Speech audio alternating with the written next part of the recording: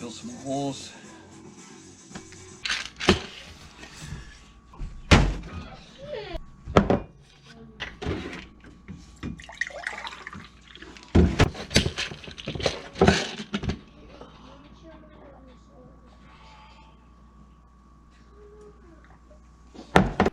Day 6 update. Got the wall done. Sorta. The blocks are up. So now I am filling in the cells that connect the rebar down to the footer full of concrete. And there's one every 4 feet. And then there is also the ones against the house, the ones around the doorways, the ones just randomly in the corners. So it ends up being like 22 of these columns of cells I have to fill with concrete, and so far they're taking about 150 pounds of concrete a piece. Basically, scoop the mortar and you put it in the hole.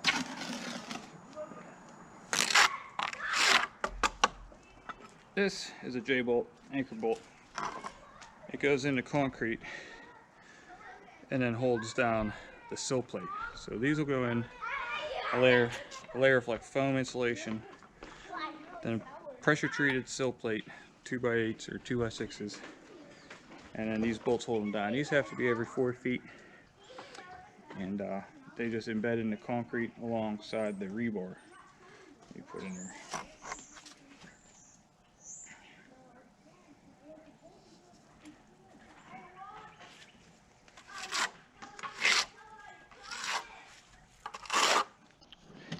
Well, to make a long story short, I go on for days like this, just filling these up. And then this one's off center because the beam has a web in the middle, so I put the bolt on the side to miss the web.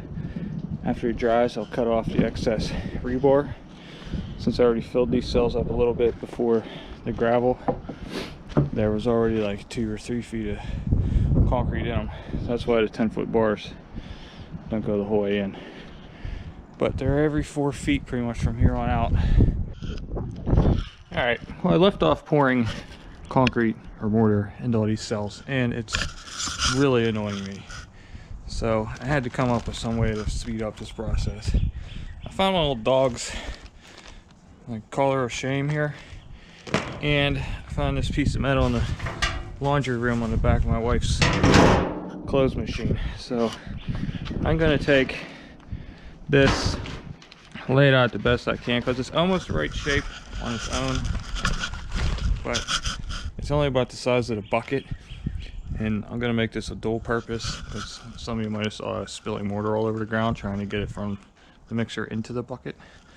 So I'm going to make it a little bit bigger than the bucket, so it'll help me funnel the mix into the bucket, and then the hole in the middle will be small enough to fit the holes in the cells, so then I could just dump the bucket into the cone and then like give it a little wiggle, and it should go down into the cells.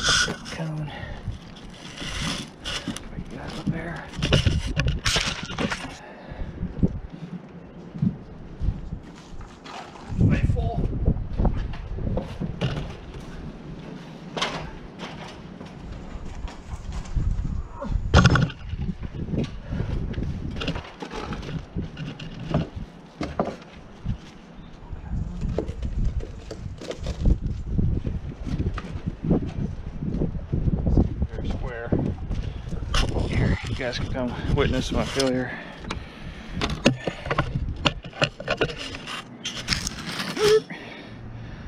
See what happens.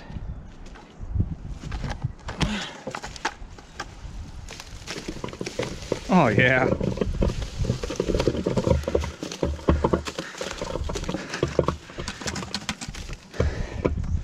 Do that 100 more times.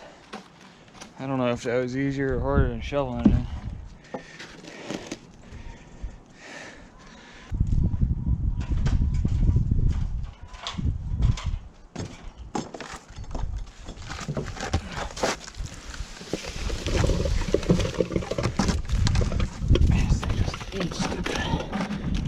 It just eats the mortar.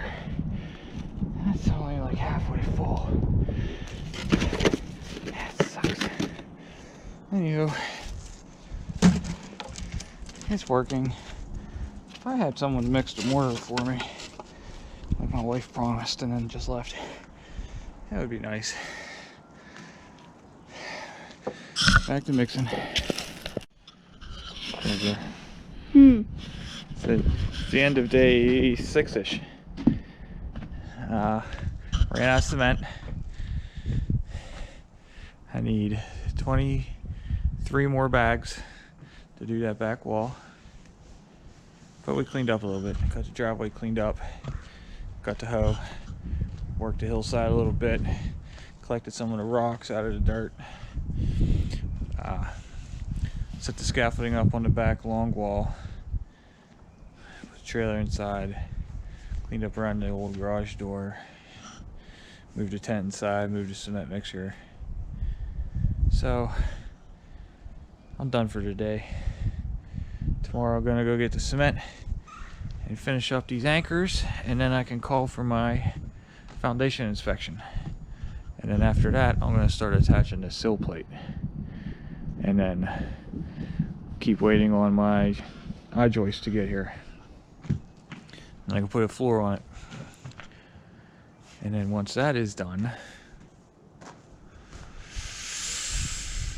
I can put the walls up, and then trusses, and then I can put some electricity in here, and I can waterproof the ceiling, and then I can actually use this as a garage because it'll be watertight. And then I can start putting my electricity in here. Then I can hook my hot tub back up. But another day.